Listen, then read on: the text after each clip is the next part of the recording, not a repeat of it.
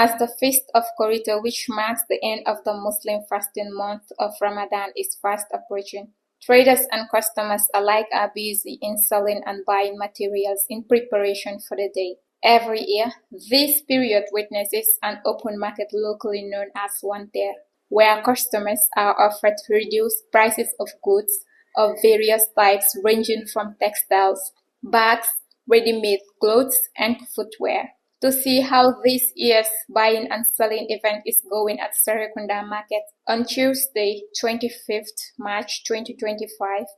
to talk to vendors about the current situation of sales at the market, the traders lamented the poor sales due to low turnout of shoppers, while the customers decree the expensive nature of the goods on offer. Ami Ture, a vendor, highlights that this year's Koriteh sales are not going as expected, but they still remain hopeful that things will change later.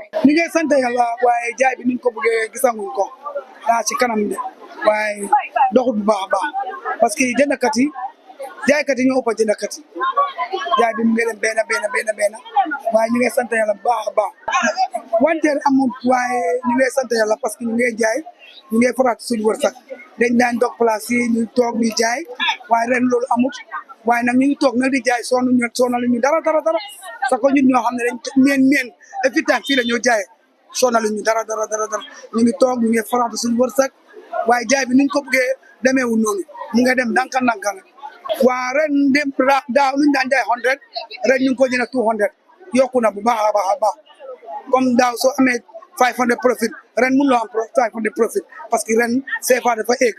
te CFA bi war nañ CFA dafa egg trop tay soo jëndee bagage Sénégal nga ñëw fii soo jaayee doo dee sakkan def den daw trop CFA bi egg na trop profit bi du dee bari waaye ñu ngi sant yàlla bu baax a baax. Mariama Marong, a kidswear vendor, discloses the high rate of CFA on these goods. She further adds her gratefulness on the recent arrangement of vendors at the market, which has made sales and movement easy for both buyers and sellers. Because last time we come and 100, this time we got 200. So a difference about that. This year more mashallah because police will let sita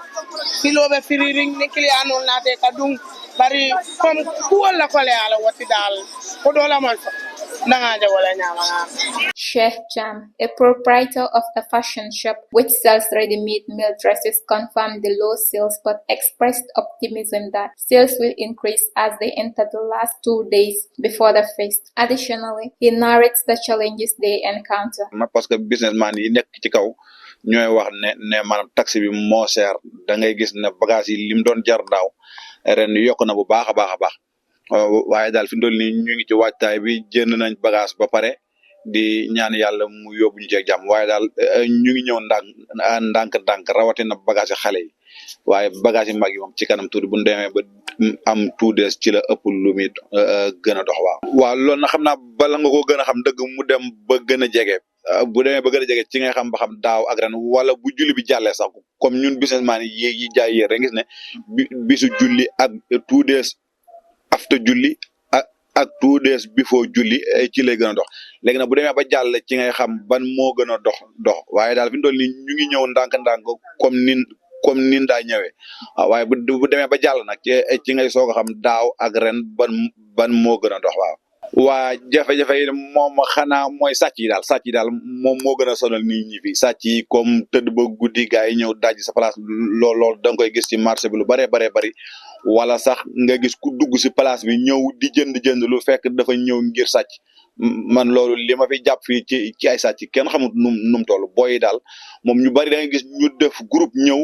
fekk ñëw ñu pour jënd waaye dañoo ñëw pour sàcc loolu na xam naa ñu ngi ñaan nguur gi ñu gën ñoo si jàppale ci wàllu policier yooyu ñuy nekk fépp nga xam ne boo jàppee sàcc rek da nga leen koy mën a jox ñu dem parce que